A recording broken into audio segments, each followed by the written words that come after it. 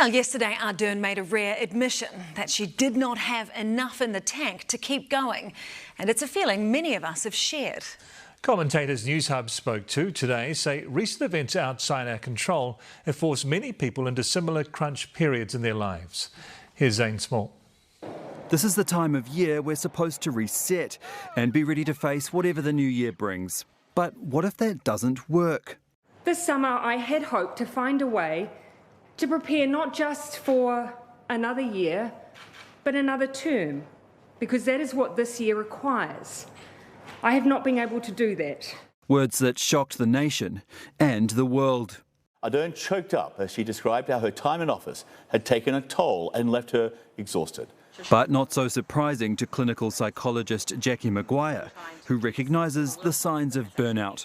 Exhaustion, cynicism and detachment from your work, and a lack of personal efficacy or belief in how you are achieving. Jacinda Ardern's former Chief of Staff Neil Jones, all too familiar with that level of pressure. It's unrelenting, the job of Prime Minister, particularly during a crisis. Unrelenting from the get-go. Just after becoming Labour leader in 2017, Ardern was challenged by politician Gareth Morgan to prove she was more than lipstick on a pig. But it was during her time as Prime Minister when the hatred ramped up.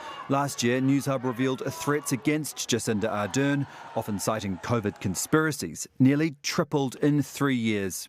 News of her resignation is barely 24 hours old, and already it's not hard to find extreme messaging about Jacinda Ardern.